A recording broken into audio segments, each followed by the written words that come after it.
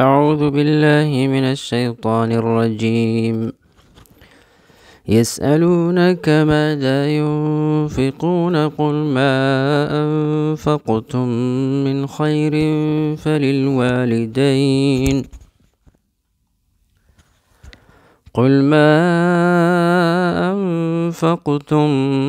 خير فللوالدين والأقربين واليتامى والمساكين وابن السبيل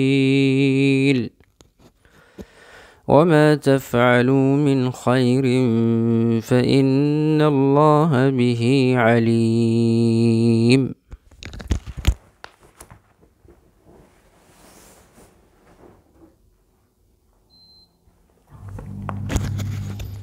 كتب عليكم القتال وهو كره لكم وعسى أن تكرهوا شيئا وهو خير لكم وعسى أن تحبوا شيئا وهو شر لكم والله يعلم وأنتم لا تعلمون.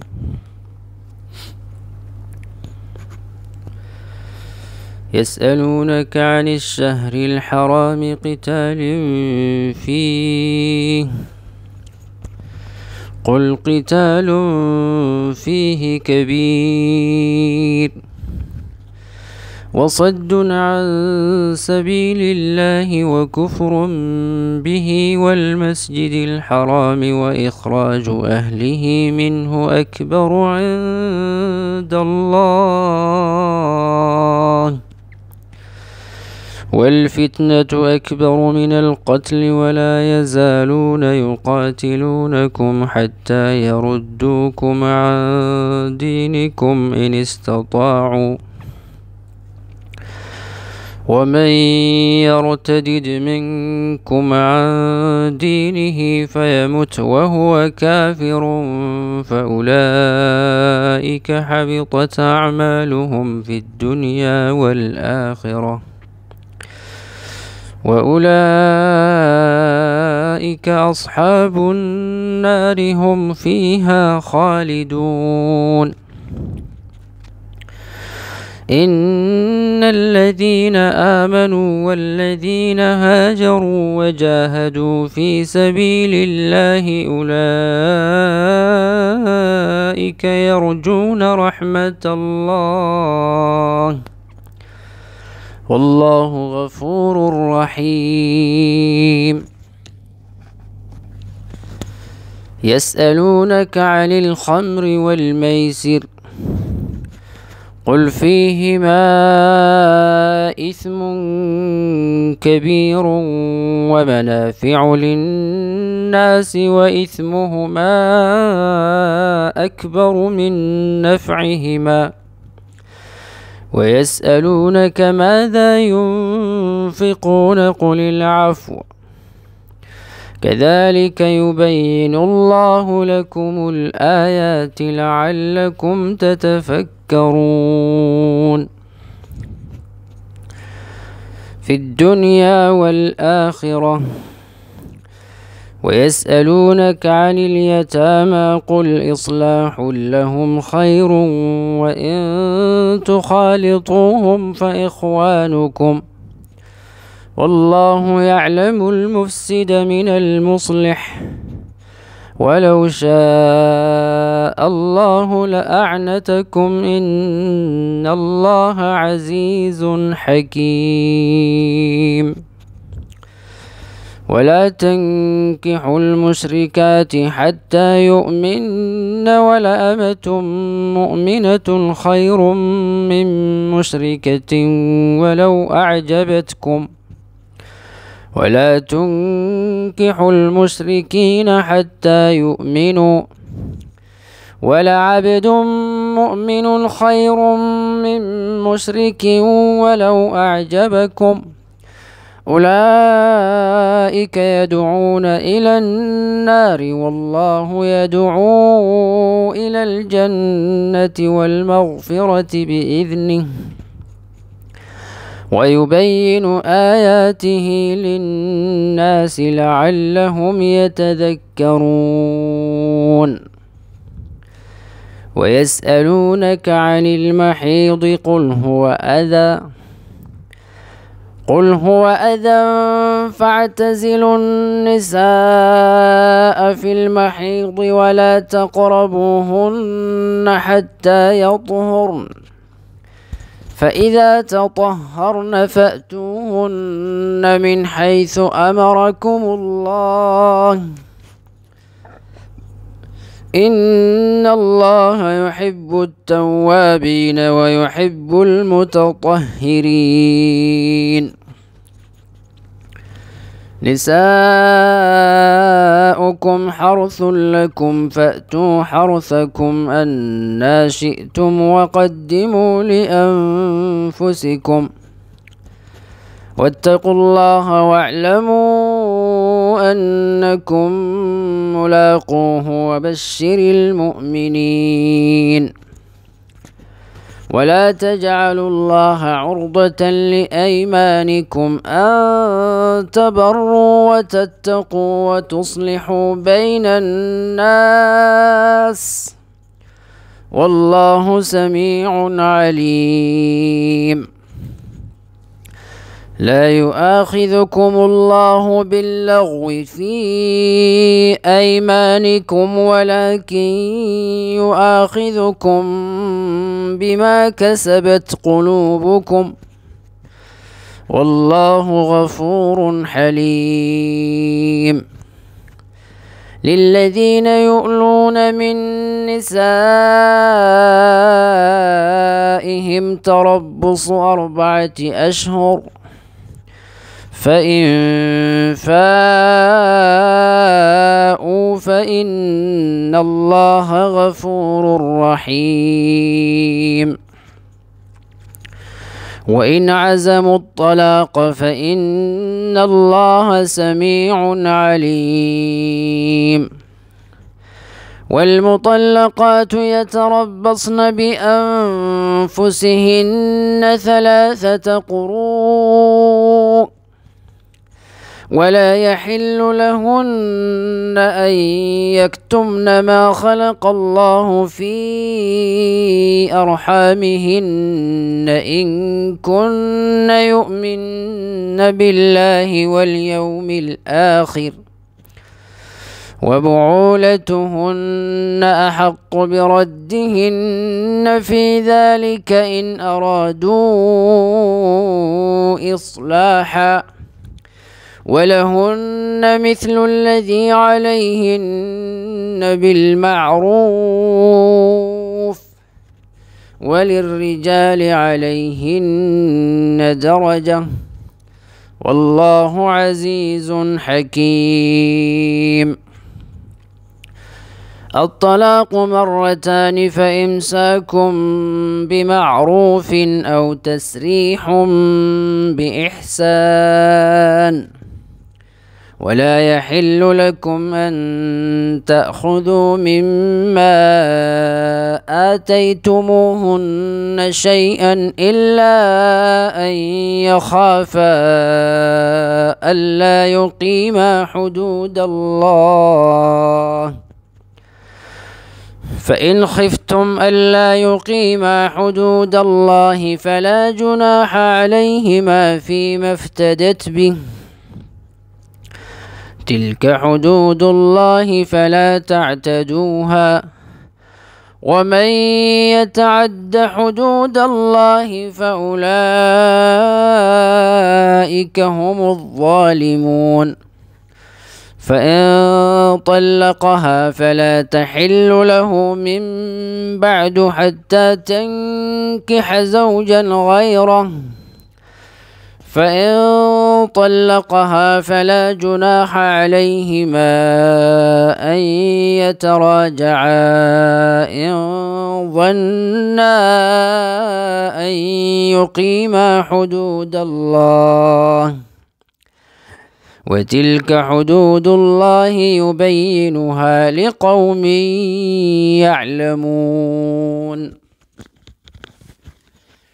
وإذا طلقتم النساء فبلغن أجلهن فأمسكوهن بمعروف أو سرحوهن بمعروف ولا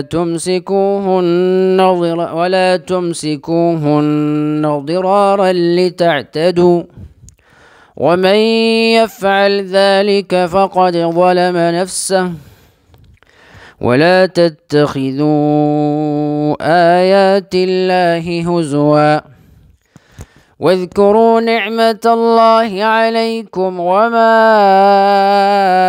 أنزل عليكم من الكتاب والحكمة يعظكم به واتقوا الله واعلموا أن الله بكل شيء عليم.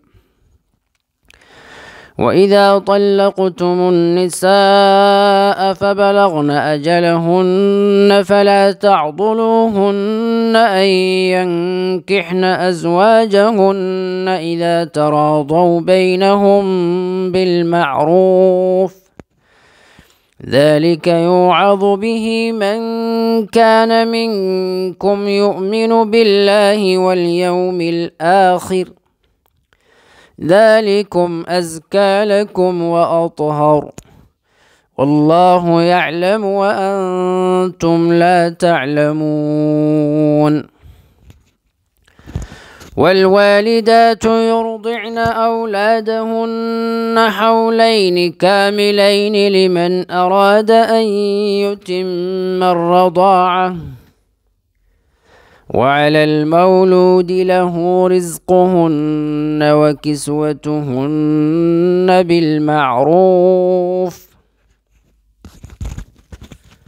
لا تكلف نفس إلا وسعها لا تضار والدة بولدها ولا مولود له بولده وعلى الوارث مثل ذلك فإن أرادا فصالا عن تراض منهما وتشاور فلا جناح عليهما وإن أردتم أن تسترضعوا أولادكم فلا جناح عليكم إذا سلمتم ما آتيتم بالمعروف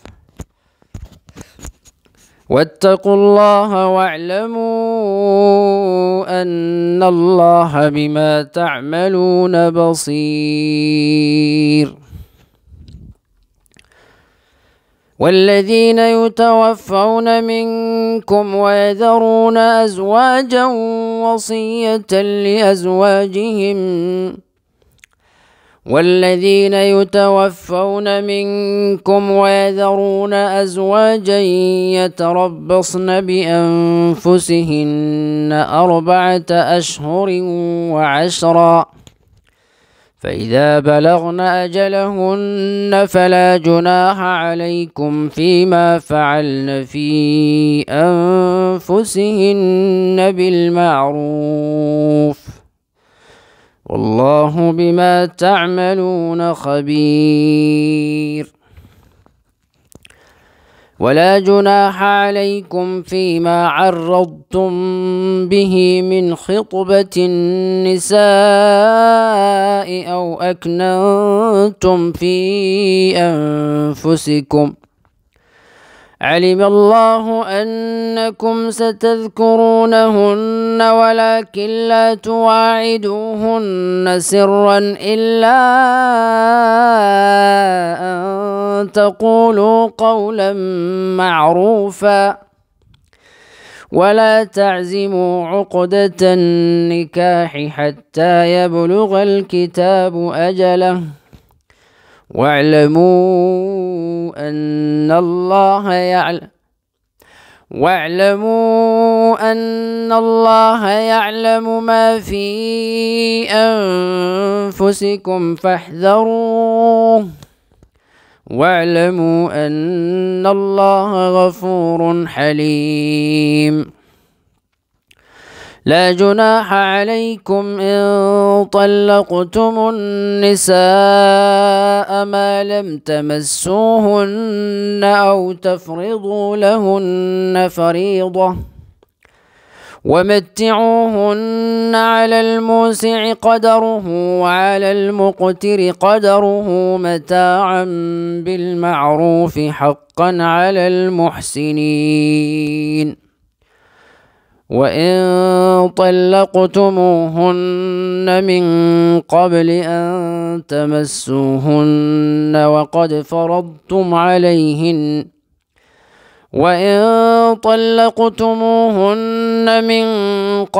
أن تمسوهن وقد فرضتم لهن فريضة فنصف ما فرضتم إلا أن يعفون أو يعفو الذي بيده عقدة النكاح وأن تعفوا أقرب للتقوى ولا تنسوا الفضل بينكم إن الله بما تعملون بصير. حافظوا على الصلوات والصلاة الوسطى وقوموا لله قانتين. فإن خفتم فرجالا أو ركبانا فإذا أمنتم فاذكروا الله كما علمكم ما لم تكونوا تعلمون. والذين يتوفون منكم ويذرون أزواجا وصية لأزواجهم متاعا إلى الحول غير إخراج فإن خرجن فلا جناح عليكم فيما فعلن في أنفسهن من معروف والله عزيز حكيم. وللمطلقات متاع بالمعروف حقا على المتقين. كذلك يبين الله لكم آياته لعلكم تعقلون. ألم تر إلى الذين خرجوا من ديارهم وهم ألوف حذر الموت فقال لهم الله موتوا ثم أحياهم إن الله لذو فضل على الناس ولكن أكثر الناس لا يشكرون. وقاتلوا في سبيل الله واعلموا أن الله سميع عليم.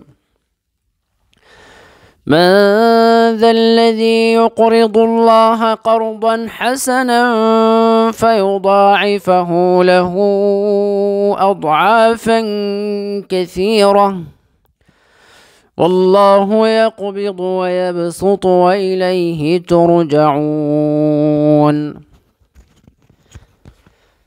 ألم تر إلى الملأ من بني إسرائيل من بعد موسى إذ قالوا لنبي له مبعث لنا ملكا نقاتل في سبيل الله قال هل عسيتم إن كتب عليكم القتال ألا تقاتلوا قالوا وما لنا ألا نقاتل في سبيل الله وقد أخرجنا من ديارنا وأبنائنا فلما كتب عليهم القتال تولوا إلا قليلا منهم والله عليم بالظالمين. وقال لهم نبيهم إن الله قد بعث لكم طالوت ملكا قالوا أنى يكون له الملك علينا ونحن أحق بالملك منه ولم يؤت سعة من المال.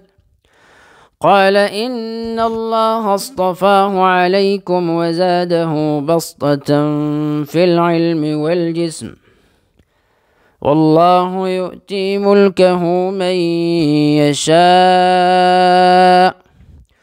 والله واسع عليم. وقال لهم نبيهم إن آية ملكه أن يأتيكم التابوت فيه سكينة من ربكم وبقية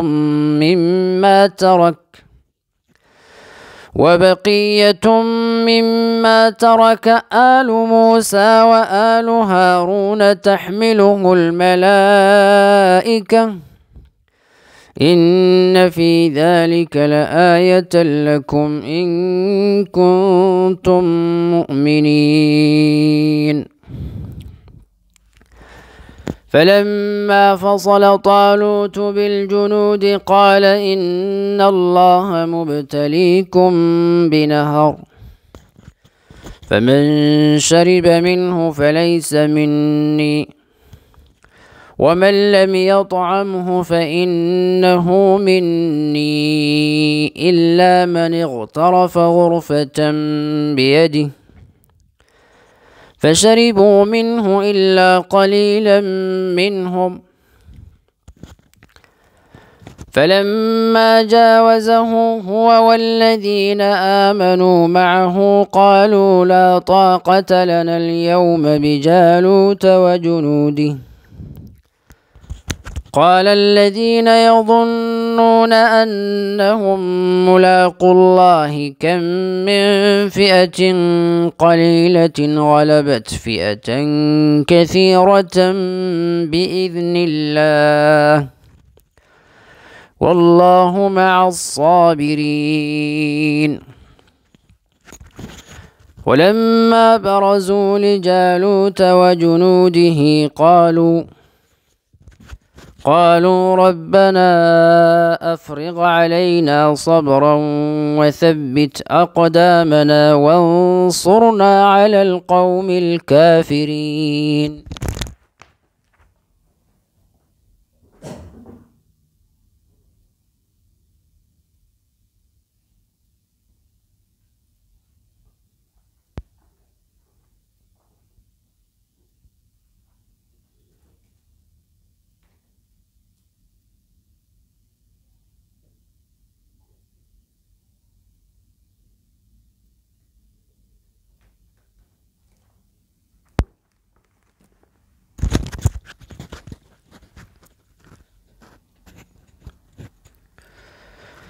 فهزموهم بإذن الله وقتل داود جالوت وآتاه الله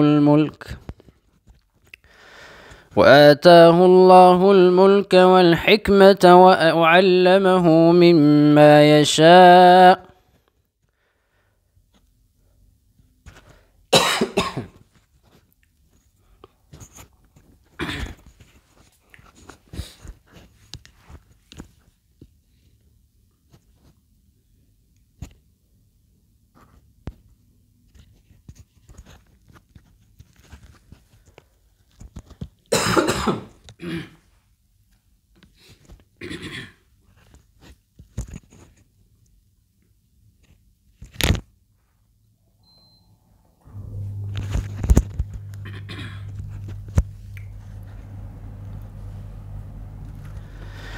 فهزموهم بإذن الله وقتل داود جالوت وآتاه الله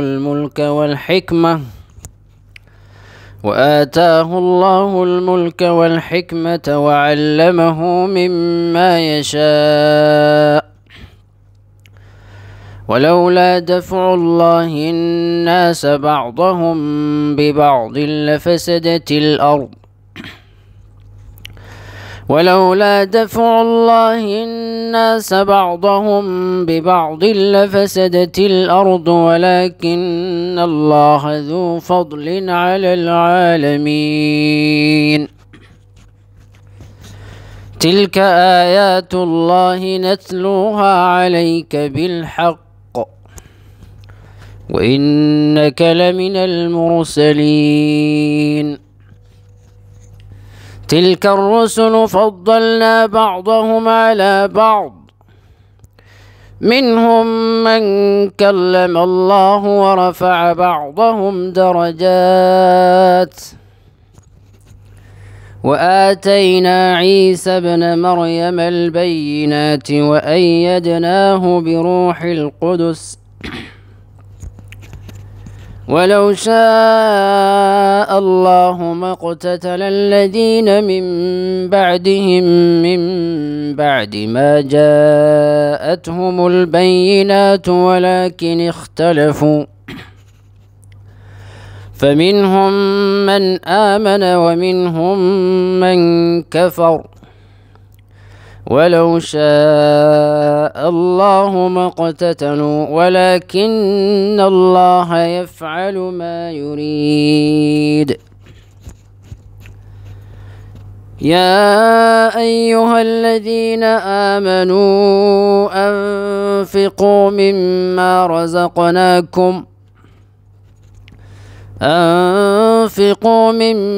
رزقناكم من قبل أن يأتي يوم لا بيع فيه ولا خلة ولا شفاعة والكافرون هم الظالمون. الله لا إله إلا هو الحي القيوم لا تأخذه سنة ولا نوم له ما في السماوات وما في الأرض من ذا الذي يشفع عنده إلا بإذنه يعلم ما بين أيديهم وما خلفهم ولا يحيطون بشيء من علمه إلا بما شاء وسع كرسيه السماوات والأرض ولا يؤوده حفظهما وهو العلي العظيم.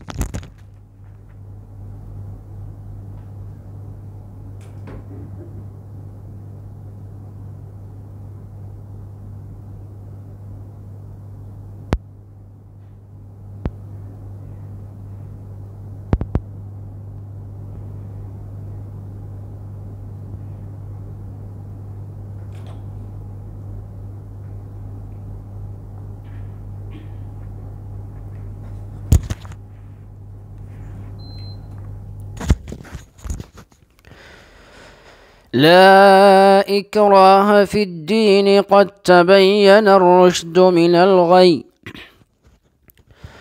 فمن يكفر بالطاغوت ويؤمن بالله فقد استمسك بالعروة الوثقى لا انفصام لها والله سميع عليم.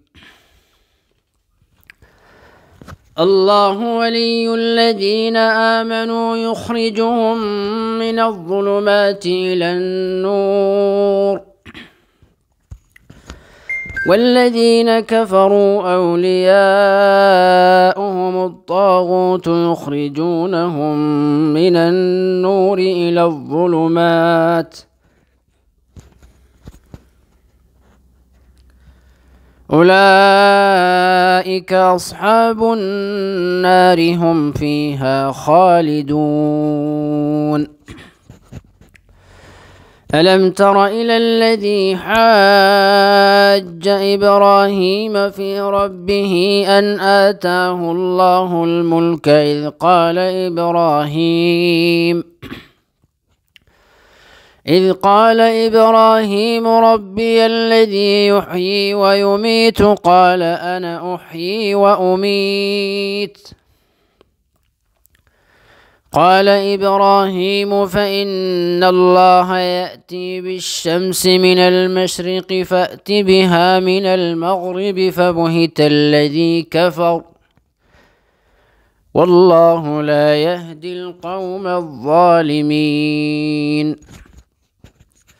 أو كالذي مر على قرية وهي خاوية على عروشها قال أنى يحيي هذه الله بعد موتها فأماته الله 100 عام ثم بعثه قال كم لبثت قال لبثت يوما أو بعض يوم قال بل لبثت 100 عام فانظر إلى طعامك وشرابك لم يتسنه وانظر إلى حمارك ولنجعلك آية للناس وانظر إلى العظام كيف ننشزها ثم نكسوها لحما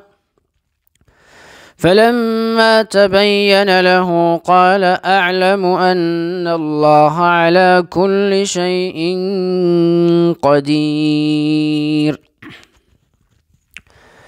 وإذ قال إبراهيم رب أرني كيف تحيي الموتى قال أولم تؤمن قال بلى ولكن ليطمئن قلبي قال فخذ 4 من الطير فصرهن إليك ثم اجعل على كل جبل منهن جزءا ثم ادعهن يأتينك سعيا واعلم أن الله عزيز حكيم.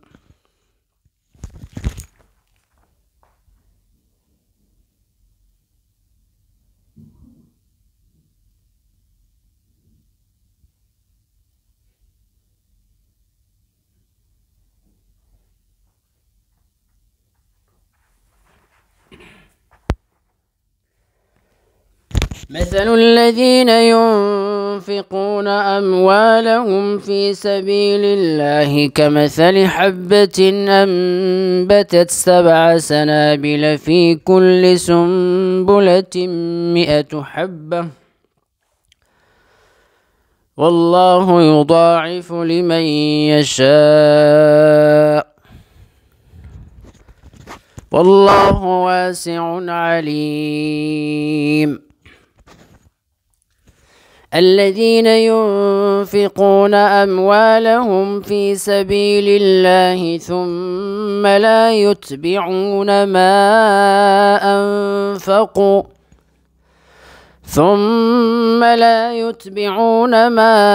أنفقوا منا ولا أذى لهم أجرهم عند ربهم ولا خوف عليهم ولا هم يحزنون. قول معروف ومغفرة خير من صدقة يتبعها أذى والله غني حليم. يا أيها الذين آمنوا لا تبطلوا صدقاتكم بالمن والأذى كالذي ينفق ماله رئاء الناس ولا يؤمن بالله واليوم الآخر فمثله كمثل صفوان عليه تراب فأصابه وابل فتركه صلدا لا يقدرون على شيء مما كسبوا والله لا يهدي القوم الكافرين. ومثل الذين ينفقون أموالهم ابتغاء مرضات الله وتثبيتا من أنفسهم كمثل جنة بربوة أصابها وابل فآتت أكلها ضعفين فإن لم يصبها وابل فطل والله بما تعملون بصير. أيود أحدكم أن تكون له جنة من نخيل وعنب أيود أحدكم أن تكون له جنة من نخيل وأعناب تجري من تحتها الأنهار له فيها من كل الثمرات وأصابه الكبر وله ذرية ضعفاء فأصابها إعصار فيه نار فاحترقت كذلك يبين الله لكم الآيات لعلكم تتفكرون. يا أيها الذين آمنوا أنفقوا من طيبات ما كسبتم ومما أخرجنا لكم من الأرض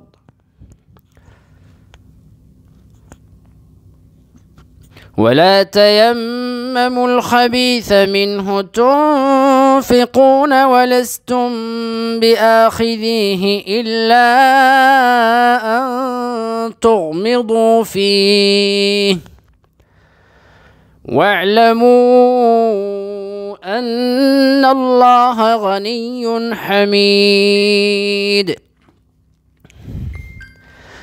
الشيطان يعدكم الفقر ويأمركم بالفحشاء والله يعدكم مغفرة منه وفضلا والله واسع عليم. يؤتي الحكمة من يشاء ومن يؤت الحكمة فقد أوتي خيرا كثيرا وما يذكر إلا أولو الألباب. وما أنفقتم من نفقة أو نذرتم من نذر فإن الله يعلمه وما للظالمين من أنصار. إن تبدوا الصدقات فنعما هي وإن تخفوها وتؤتوها الفقراء فهو خير لكم ويكفر عنكم من سيئاتكم والله بما تعملون خبير. ليس عليك هداهم ولكن الله يهدي من يشاء وما تنفقوا من خير فلأنفسكم وما تنفقون إلا ابتغاء وجه الله وما تنفقوا من خير يوفى إليكم وأنتم لا تظلمون. للفقراء الذين أحصروا في سبيل الله لا يستطيعون ضربا في الأرض يحسبهم الجاهل أغنياء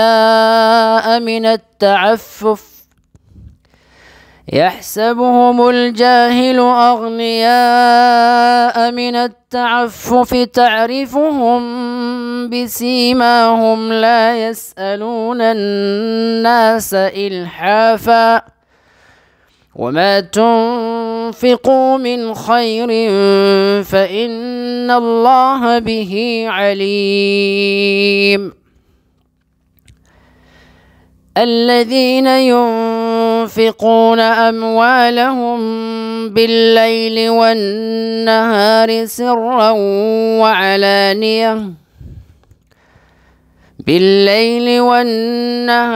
سرا وعلانية فلهم أجرهم عند ربهم ولا خوف عليهم ولا هم يحزنون. الذين يأكلون الربا لا يقومون إلا كما يقوم الذي يتخبطه الشيطان من المس، ذلك بأنهم قالوا إنما البيع مثل الربا وأحل الله البيع وحرم الربا، فمن جاءه موعظة من ربه فانتهى فله ما سلف وأمره إلى الله ومن عاد فأولئك أصحاب النار هم فيها خالدون. يمحق الله الربا ويربي الصدقات والله لا يحب كل كفار أثيم. إن الذين آمنوا وعملوا الصالحات وأقاموا الصلاة وآتوا الزكاة لهم أجرهم عند ربهم ولا خوف عليهم ولا هم يحزنون. يا أيها الذين آمنوا اتقوا الله وذروا ما بقي من الربا إن كنتم مؤمنين، فإن لم تفعلوا فأذنوا بحرب من الله ورسوله، وإن تبتم فلكم رؤوس أموالكم لا تظلمون ولا تظلمون. وإن كان ذو عسرة فنظرة إلى ميسرة وأن تصدقوا خير لكم إن كنتم تعلمون. واتقوا يوما ترجعون فيه إلى الله ثم توفى كل نفس ما كسبت وهم لا يظلمون.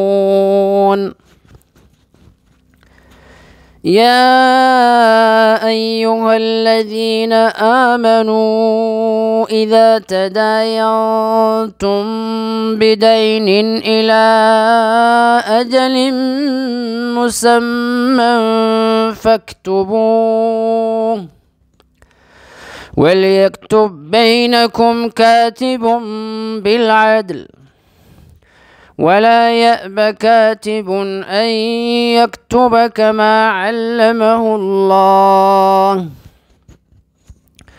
فليكتب وليملل الذي عليه الحق وليتق الله ربه ولا يبخس منه شيئا، فإن كان الذي عليه الحق سفيها أو ضعيفا أو لا يستطيع أن يمل هو فليملل وليه بالعدل واستشهدوا شهيدين من رجالكم فإن لم يكونا رجلين فرجل وامرأتان ممن ترضون من الشهداء أن تضل إحداهما فتذكر إحداهما الأخرى ولا يأبى الشهداء إذا ما دعوا ولا تسأموا أن تكتبوه صغيرا أو كبيرا إلى أجله ذلكم أقسط عند الله وأقوم للشهادة وأدنى ألا ترتابوا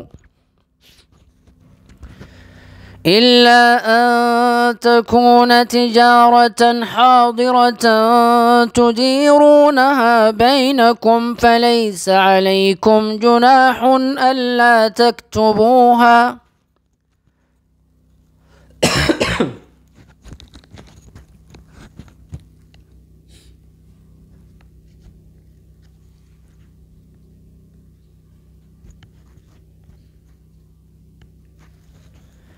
وأشهدوا إذا تبايعتم ولا يضار كاتب ولا شهيد وإن تفعلوا فإنه فسوق بكم واتقوا الله ويعلمكم الله والله بكل شيء عليم وإن كنتم على سفر ولم تجدوا كاتبا فرهان مقبوضة فإن أمن بعضكم بعضا فليؤدي الذي اؤتمن أمانته وليتق الله ربه ولا تكتموا الشهادة ومن يكتمها فإنه آثم قلبه والله بما تعملون عليم لله ما في السماوات وما في الأرض وإن تبدوا ما في أنفسكم أو تخفوه يحاسبكم به الله فيغفر لمن يشاء ويعذب من يشاء والله على كل شيء قدير آمن الرسول بما أنزل إليه من ربه والمؤمنون كل آمن بالله وملائكته وكتبه ورسله لا نفرق بين أحد من رسله وقالوا سمعنا وأطعنا غفرانك ربنا وإليك المصير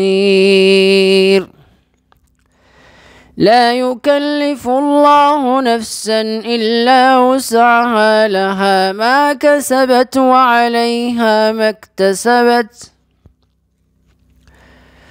ربنا لا تؤاخذنا إن نسينا أو أخطأنا ربنا ولا تحمل علينا إصرا كما حملته على الذين من قبلنا ربنا ولا تحملنا ما لا طاقة لنا به واعف عنا واغفر لنا وارحمنا أنت مولانا فانصرنا على القوم الكافرين. بسم الله الرحمن الرحيم. ألف لام ميم. الله لا إله إلا هو الحي القيوم نزل عليك الكتاب بالحق مصدقا لما بين يديه وأنزل التوراة والإنجيل من قبل هدى للناس وأنزل الفرقان إن الذين كفروا بآيات الله لهم عذاب شديد والله عزيز ذو انتقام. إن الله لا يخفى عليه شيء في الأرض ولا في السماء هو الذي يصوركم في الأرحام كيف يشاء لا إله إلا هو العزيز الحكيم. هو الذي أنزل عليك الكتاب منه آيات محكمات هن أم الكتاب وأخر متشابهات فأما الذين في قلوبهم زيغ فيتبعون ما تشابه منه ابتغاء الفتنة وابتغاء تأويله وما يعلم تأويله إلا الله والراسخون في العلم يقولون آمنا به كل من عند ربنا وما يذكر إلا أولو الألباب. ربنا لا تزغ قلوبنا بعد إذ هديتنا وهب لنا من لدنك رحمة إنك أنت الوهاب. ربنا إنك جامع الناس ليوم لا ريب فيه إن الله لا يخلف الميعاد. إن الذين كفروا لن تغني عنهم أموالهم ولا أولادهم من الله شيئا وأولئك هم وقود النار.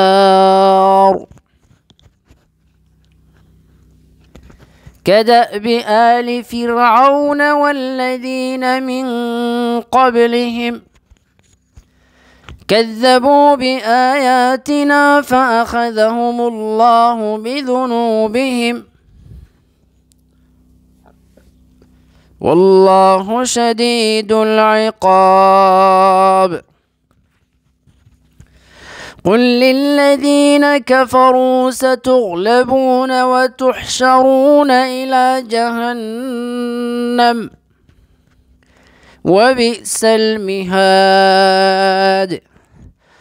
قد كان لكم آية في فئتين التقتا، فئة تقاتل في سبيل الله وأخرى كافرة يرونهم مثليهم رأي العين، والله يؤيد بنصره من يشاء. إن في ذلك لعبرة لأولي الأبصار. زين للناس حب الشهوات من النساء والبنين والقناطير المقنطرة من الذهب والفضة والخيل المسومة والأنعام والحرث، ذلك متاع الحياة الدنيا، والله عنده حسن المآب. قل أنبئكم بخير من ذلكم للذين اتقوا عند ربهم جنات تجري من تحتها الأنهار خالدين فيها وأزواج مطهرة ورضوان من الله، والله بصير بالعباد.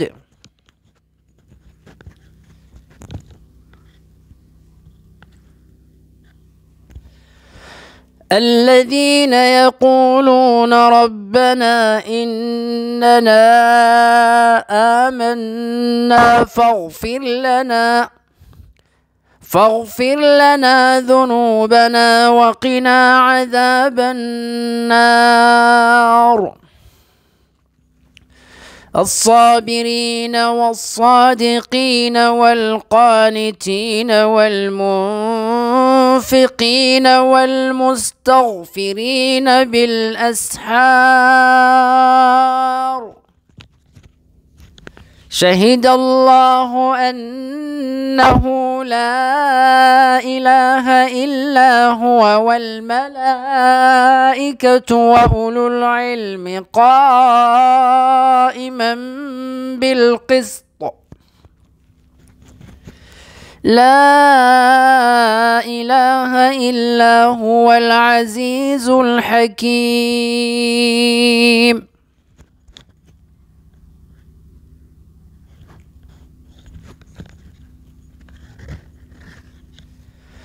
إن الدين عند الله الإسلام، وما اختلف الذين أوتوا الكتاب إلا من بعد ما جاءهم العلم بغيا بينهم، ومن يكفر بآيات الله فإن الله سريع الحساب. فإن حاجوك فقل أسلمت وجهي لله ومن اتبعني، وقل للذين أوتوا الكتاب والأميين أأسلمتم؟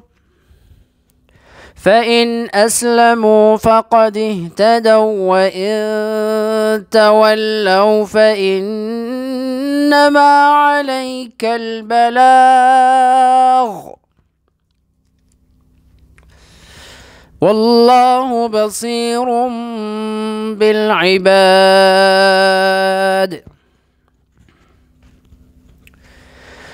إن الذين يكفرون بآيات الله ويقتلون النبيين بغير حق ويقتلون الذين يأمرون بالقسط من الناس فبشرهم بعذاب أليم.